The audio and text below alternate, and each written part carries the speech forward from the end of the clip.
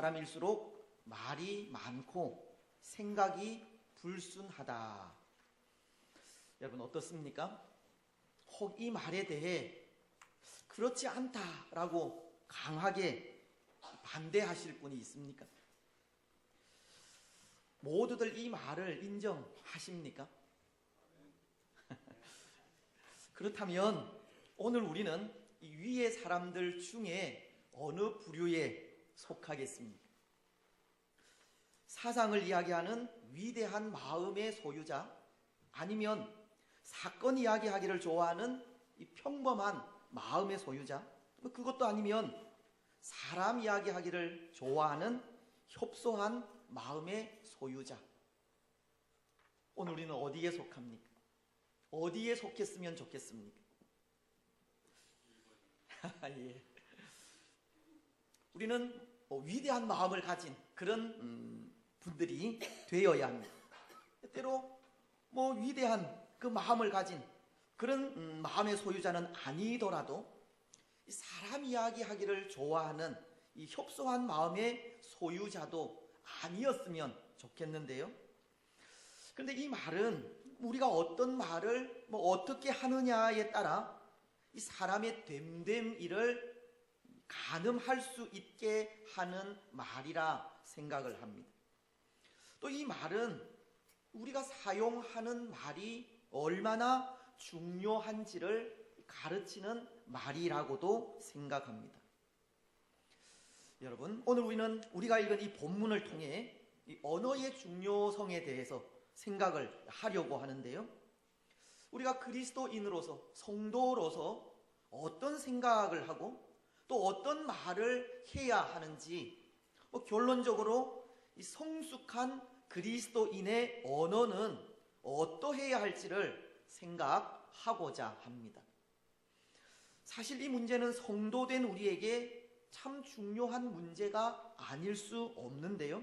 왜냐하면 우리가 사용하는 언어, 즉 말은 우리 개인뿐만이 아니라 우리가 속해 있는 이 공동체에 지대한 영향력을 끼치기도 하기 때문입니다. 우리가 어떤 생각을 하고 어떤 말을 하며 어떤 행동을 하느냐에 따라 그 사람이 이 성숙한 그리스도인인지 또 그 공동체가 성숙한 공동체인지를 알 수 있게 된다는 겁니다. 그래서 성숙한 그리스도인이 사용하는 이 언어에 대해 생각을 하려고 하는데요. 먼저 우리가 읽었던 말씀을 다시 한번 보십시오.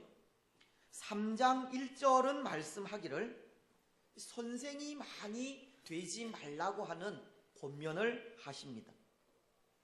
내 형제들아, 너희는 선생된 우리가 더 큰 심판을 받을 줄 알고 선생이 많이 되지 말라. 이 선생이 많이 되지 말라고 하는 것은 선생된 자에게는 더 큰 심판이 있기 때문이라는 것인데요. 여기 선생이라고 하면 가르치는 자, 즉 교사를 이야기하지 않겠습니까? 이 당시 성경을 가르치는 교사를 의미합니다.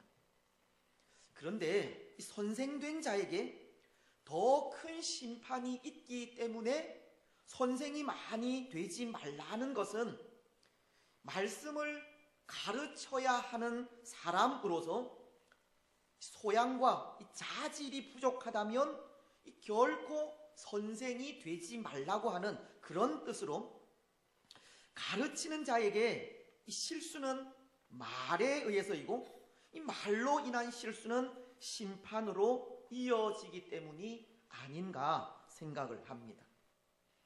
가르치는 자로서 제대로 된 배움과 자질이 없다면 그 가르침은 당연히 잘못과 실수가 많을 수밖에 없다는 겁니다.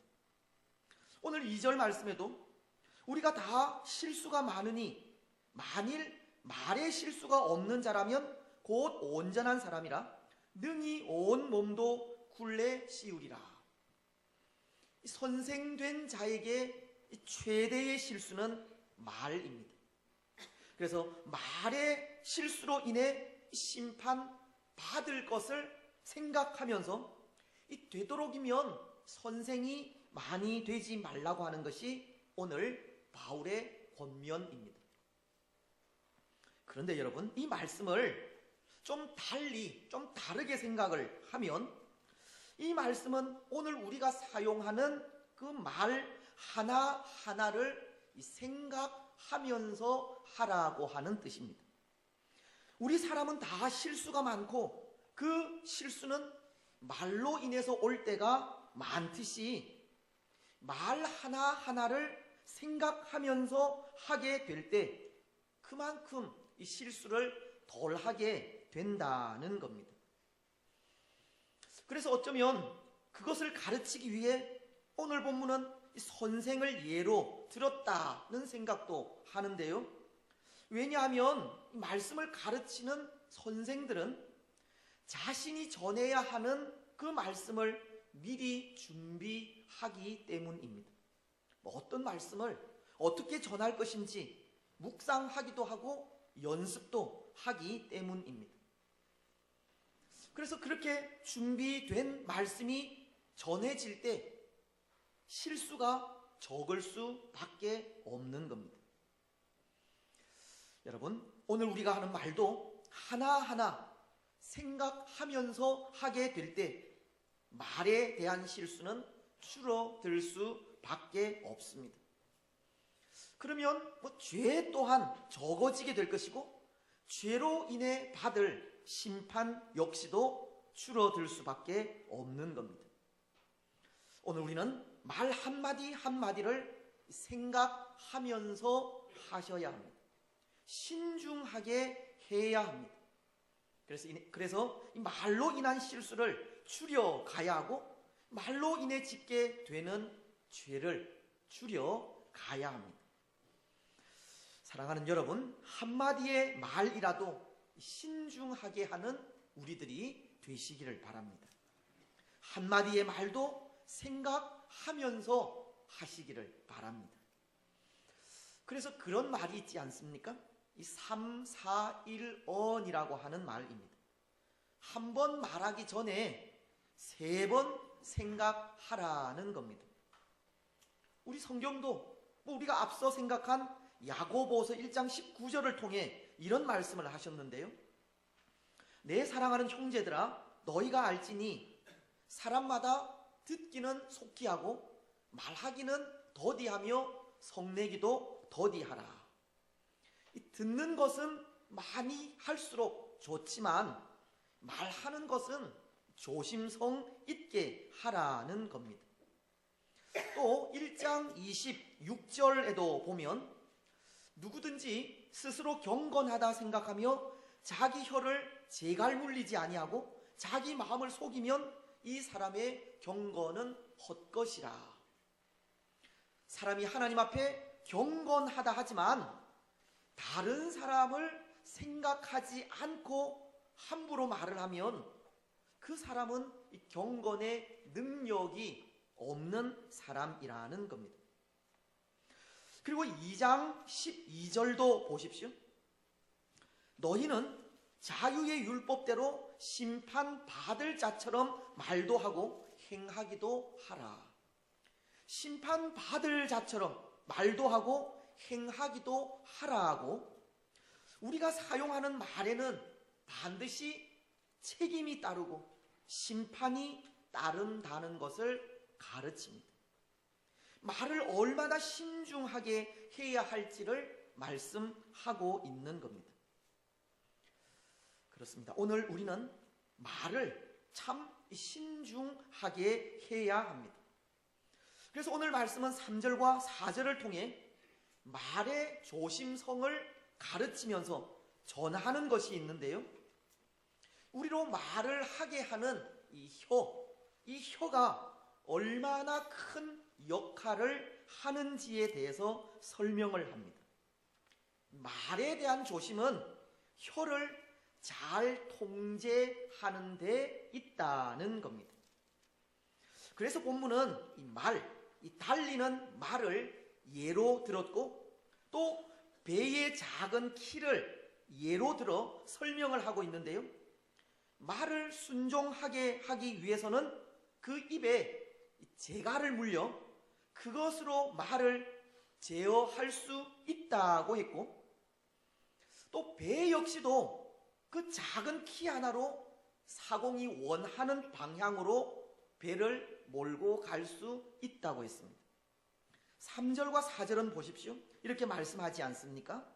우리가 말들의 입에 재갈 물리는 것은 우리에게 순종하게 하려고 그 온 몸을 제어하는 것이라.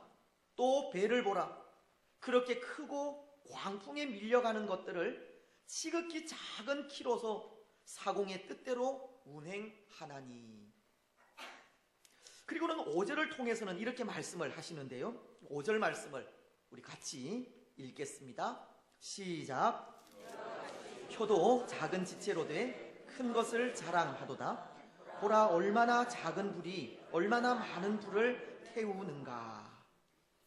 말에게는 재갈이, 배에는 키가 역할을 하듯이 말을 하게 하는 혀도 작은 것이지만 그것을 어떻게 통제하느냐에 따라서 득이 될 수도 있고 화를 불러올 수 있다고 말씀을 하면서 혀를 잘 통제해야 할 것을 말씀하고 있는 겁니다. 특히 말씀은 작은 불이 많은 불을 태우게 된다고 이 혀를 통제하지 못할 때 엄청난 폐해가 생길 수 있다는 것을 말씀을 하고 있습니다. 이 통제하지 못한 혀는 마치 이 엎질러진 물을 다시 담을 수 없듯이 이 돌이킬 수 없는 상태에까지 이르게 한다는 겁니다. 그래서 오늘 6절로 8절 말씀도 이 혀에 대한 그 해악을 이렇게 말씀을 하고 있습니다. 혀는 곧 불이요 불의의 세계라. 혀는 우리 지체 중에서 온 몸을 더럽히고 삶의 수레바퀴를 불사르나니 그 사르는 것이 지옥불에서 나느니라. 여러 종류의 짐승과 새와 벌레와 바다의 생물은 다 길들일 수 있고 길들여 왔거니와 혀는 능히 길들일 사람이 없나니 쉬지 아니하는 악이요 죽이는 독이 가득한 것이라. 혀가 가진 그 파괴력, 그 파괴의 능력에 대해 가르쳐 주는 것이 지옥에서 나는 불과 같다고 했고 또 독이라고까지 했습니다. 먼저 불이라는 것을 생각해 보십시오. 불이 가진 그 힘을 생각해 보십시오. 타오르는 불길이 번질 때 그것을 다스리기란 결코 쉽지 않습니다. 이 불에는 다른 것을 자기에게로 끌어오는 힘이 있기 때문에 아주 작은 불이라도 자칫 방심하게 되면 순식간에 큰 불로 변하게 됩니다. 한순간에 모든 것을 남김없이 태워버리는 것이 불이라는 겁니다. 그래서 화재가 남긴 그 상처를 보면 아무것도 남은 것이 없습니다. 순식간에 모든 것을 재로 만들어 버립니다. 혀도 마찬가지라는 겁니다. 혀 역시도 다스리기가 어렵습니다. 혀로 인해 파생된 그 잘못된 말들은 아주 빠른 속도로 다른 사람에게 옮겨갑니다. 미처 손쓸 틈도 없이, 그리고 말을 한 사람의 진위와도 상관없이 입에서 입으로 옮겨지는 겁니다. 그리고는 결국 화재가 남긴 그 비참한 현장처럼 혀는 그와 같은 재앙과 상처와 비극을 초래하게 되는 겁니다. 얼마나 무섭습니까? 숯불 위에 숯을 더하는 것과 타는 불에 나무를 더하는 것 같이 이 혀에게서 나오는 말이 또 다른 말들과 더해져서 빠르게 전달이 되는 겁니다. 때로 다툼을 좋아하고 시비를 일으키는 혀를 가지게 될 때 그것은 불처럼 무서운 파괴력을 초래하고 재앙을 남기며 상처와 비극을 낳게 된다는 겁니다. 또 오늘 말씀은 이 혀가 가진 그 파괴의 능력에 대해서 독이라고 하는 표현을 사용하고 있는데요. 독이라는 것도 그렇습니다. 아마 여기서 말하는 이 독은 치사율이 높은, 그래서 단번에 목숨을 앗아가는 그런 독을 말하는 것 같지는 않고 서서히 목숨을 앗아가는 그런 독이 아닐까 생각을 하는데요. 오늘 말씀이 쉬지 아니하는 악이라고 했듯이 우리의 혀를 잘못 사용하면 그것은 서서히 목숨을 앗아가는 독이 된다는 겁니다. 어느 식물연구소에서 그런 연구를 했다고 하지 않습니까?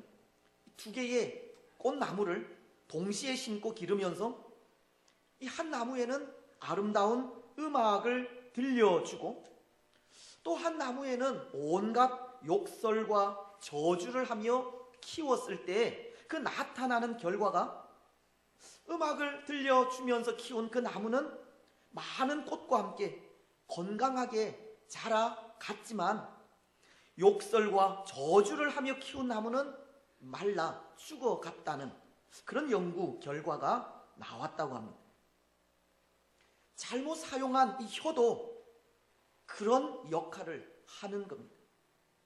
생각 없이 한 말, 저주하고 비웃고 멸시하며 미워하면서 한 그 모든 말들이 한 영혼을 서서히 죽일 수 있다는 겁니다.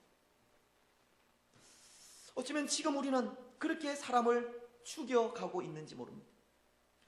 또 그렇게 말로 인하여 죽어가는 사람들이 우리 주위에 있을지도 모릅니다.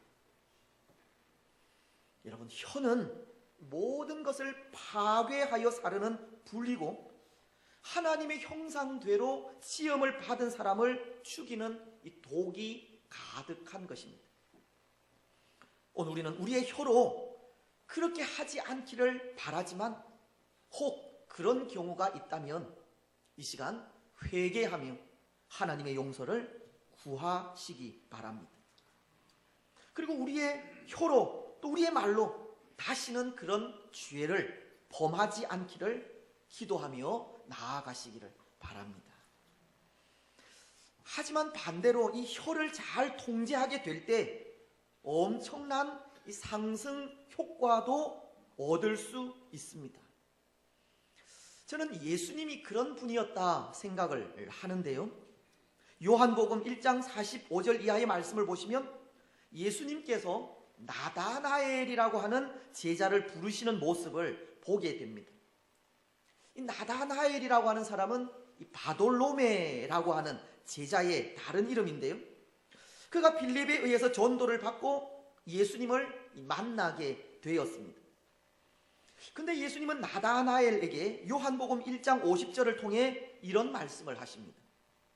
나다나엘이 예수님을 향하여 랍비여, 당신은 하나님의 아들이시오, 당신은 이스라엘의 임금이로소이다 라는 말을 할 때 예수께서 대답하여 이르시되 내가 너를 무화과 나무 아래에서 보았다 하므로 믿느냐? 이보다 더 큰 일을 보리라. 예수님은 예수님을 향한 나다나엘의 믿음에 하나님의 큰 일을 보게 될 것이라는 소망의 말씀을 하신 겁니다. 결국 나다나엘은 예수님의 제자가 되고 이후에 이 살 가죽이 벗겨져 순교하기까지 구원자이신 예수님과 하나님의 나라를 위해 나라를 보는 영광을 누리게 되었습니다. 나다나엘을 향한 예수님의 그 소망의 말씀이 하나님의 나라를 위해 순교하기까지 영광을 누리게 한 것입니다.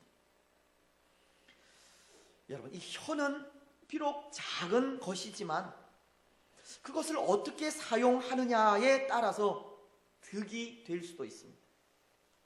혀는 잘못 사용할 때 엄청난 화를 불러오기도 하지만 잘 통제하기만 하면 엄청난 상승 효과도 불러온다는 겁니다.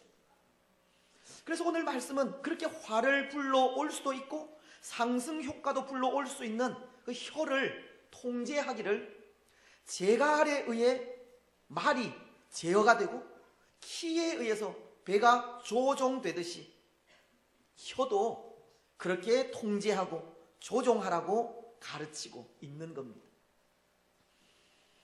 여러분, 그렇다면 우리는 어떻게 이 혀를 통제하고 조종하며 다스릴 수 있겠습니까? 오늘 8절 말씀은 혀는 능히 길들일 사람이 없다라고 말씀을 하고 있는데요. 그렇게 길들일 수 없는 이 혀, 많은 해악을 일으키는 혀를 어떻게 다스려야 하겠습니까? 9절과 10절을 보시면 이런 말씀을 하십니다. 이것으로 우리가 주 아버지를 찬송하고 또 이것으로 하나님의 형상대로 지음을 받은 사람을 저주하나니 한 입으로 찬송과 저주가 나오는도다. 내 형제들아, 이것이 마땅하지 아니하니라. 또 11절은 이렇게 말씀을 하시는데요. 샘이 한 구멍으로 어찌 단물과 쓴 물을 내겠느냐. 말씀은 하나님의 형상대로 지음을 받은 사람이 한 입으로 찬송과 저주를 할 수 없다고 하시고 또 한 샘이 한 구멍으로 단물과 쓴 물을 낼 수 없다고 하십니다. 그리고 12절을 통해서는 무화과 나무가 감람 열매를, 포도나무가 무화과를 맺지 못한다고 하시는데요. 무슨 말씀이냐 하면 한 나무는 그 나무만의 열매를 맺듯이 또 한 샘도 그 샘만의 특성을 가진 물을 내듯이 그리스도인 된 우리도 우리만의 언어, 세상 사람들이 가지지 못한 우리만의 열매를 맺어야 한다는 겁니다. 여러분, 그리스도인 된 우리도 우리만의 언어, 우리만의 열매를 맺어야 합니다. 혀는 능히 길들일 사람이 없지만 성도된 우리는 우리의 성도됨을 날마다 자각하며 나아가야 한다는 겁니다. 그래서 성도로서 우리의 의지를 하나님께 복종시키고 전적으로 성령의 지배를 받아야 한다는 겁니다. 갈라디아서 2장 20절이 말씀하듯이 내가 그리스도와 함께 십자가에 못 박혔나니 그런즉 이제는 내가 사는 것이 아니요 오직 내 안에 그리스도께서 사시는 것이라. 이제 내가 육체 가운데 사는 것은 나를 사랑하사 나를 위하여 자기 자신을 버리신 하나님의 아들을 믿는 믿음 안에서 사는 것이라. 이제는 내가 사는 것이 아니요 오직 내 안에 그리스도께서 사시는 것이라. 오늘 우리는 우리 안에 거하시는 성령님의 지배를 받아야 합니다. 그래야 우리만의 열매, 우리만의 언어를 사용할 수 있는 겁니다. 또 시편 141편은 3절로 4절을 통해서 이렇게 말씀을 하시는데요. 여호와여, 내 입에 파수꾼을 세우시고 내 입술의 문을 지키소서. 내 마음이 악한 일에 기울어 죄악을 행하는 자들과 함께 악을 행하지 말게 하시며 그들의 진수성찬을 먹지 말게 하소서. 시편 기자의 고백처럼 내 입에 파수꾼을 세워달라는 기도가 우리의 기도가 되어야 하고 내 입술의 문을 지켜달라는 소원이 우리의 소원이 되어야 합니다. 우리는 성도로서 항상 성령님에 의해 인도를 받아야 하고 우리 입에 파수꾼을 세우시고 입술을 지켜달라는 고백의 기도로 우리의 혀를 잘 통제하고 다스려 가야 한다는 겁니다. 그래서 우리의 입술을 주장하시는 하나님의 은혜로 말로 인한 실수를 줄여가야 하고 말로 인해 주는 상처도 줄여가야 하는 겁니다. 사랑하는 여러분, 오늘 우리는 성도로서 성령님의 인도하심을 늘 구하시기 바랍니다. 우리 입에 파수꾼을 세워달라고 기도하십시오. 그래서 우리의 혀로 성도다운 말을 하며 나아가시기를 바랍니다. 시기하고 질투하는 말이 아니라 서로를 높여주고 세워주는 말을 하시고 우리 자신의 욕심을 채우기 위해 상대방을 멸시하고 저주하는 말이 아니라 위로하고 칭찬하는 말을 하시기를 바랍니다. 소망 없는 세상의 소식을 전하는 입술이 아니라 복음의 그 아름다운 소식을 전파하는 복된 입술이 되시고 오늘날과도 같이 말로서 무슨 일이든 하려고 하는 이 시대에 말이 아니라 행함으로 모든 사람들의 마음을 위로하시기를 바랍니다. 그래서 혀로 인해 범죄하는 것이 아니라 혀를 통해 나오는 그 말로서 예수님의 향기를 나타내시기를 바랍니다. 이제 또 하나, 오늘 우리는 늘 하나님과 교제하며 이 바른 언어 습관을 위한 이 지속적인 노력을 해야 합니다. 여러분, 때로 우리의 삶은 이 환경에 의해서 좌우될 때가 많지 않습니까? 환경에 따라 말의 내용이나 삶의 태도가 변할 때가 많다는 겁니다. 그래서 대부분 그릇된 언어를 사용하는 사람들은 이 나쁜 환경에서 살아온 사람들이 많고, 좋은 언어를 사용하는 사람들은 좋은 환경에서 자란 사람들이 많은데요. 오늘 우리에게도 이 성숙한 언어 생활을 위해서 좋은 환경과 좋은 대화의 상대가 있어야 한다는 겁니다. 여러분, 제일 좋은 대화의 환경, 제일 좋은 대화의 상대는 누구이겠습니까? 하나님과 함께하는 삶입니다. 예수님과 대화하는 것입니다. 하나님과의 그 만남이 제일 좋은 대화의 환경이고, 예수님과의 그 대화가 제일 좋은 대화의 상대입니다. 이사야서를 보시면 50장은 4절을 통해 이렇게 말씀하시는 것을 읽을 수 있는데요. 주 여호와께서 학자들의 혀를 내게 주사 나로 곤고한 자를 말로 어떻게 도와줄 줄을 알게 하시고 아침마다 깨우치시되 나의 귀를 깨우치사 학자들같이 알아듣게 하시도다. 오늘 우리는 하나님과의 대화를 통해서 학자의 혀를 가질 수 있어야 합니다. 여기 학자로 표현된 사람은 지식을 통해서 책을 통해서 학자가 된 사람이 아니라 이 스승과의 이 긴밀한 그런 인격적인 관계를 통해 좋은 것을 배운 사람을 말하는 것으로 이 스승의 뜻을 완벽하게 실현할 수 있는 사람을 말합니다. 우리의 참 스승이신 하나님과의 긴밀한 관계를 통해 하나님의 뜻을 깨닫고 그 뜻을 실현해 가는 사람을 말한다는 겁니다. 하나님과 누리는 그 인격적인 관계를 통해 곤고한 자들, 즉 육적으로나 영적으로 지치고 피곤한 사람들을 도와줄 수 있는 선한 입술을 가진 사람을 말하는 겁니다.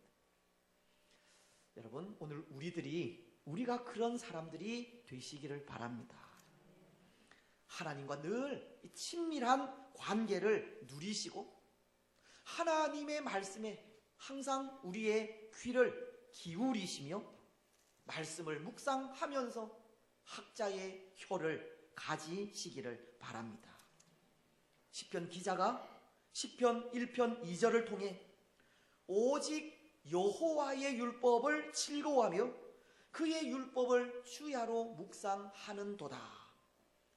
여호와의 말씀을 즐거워하여 묵상하는 그 삶을 통해서 우리 예수님의 혀를 가지는 우리들이 되었으면 좋겠습니다. 그래서 그 혀를 통해 영육간에 피곤하고 지친 사람들을 위로하고 평안을 주는 복된 성도들이 되시기를 바랍니다. 이제 말씀을 맺겠습니다. 사랑하는 여러분, 오늘 우리는 우리 서로를 바라보면서 어떤 대화를 하기를 원하십니까? 사람들을 바라보면서 무슨 말씀을 하시고 싶습니까? 우리가 하는 모든 말에는 다 책임이 있습니다. 심판이 있습니다.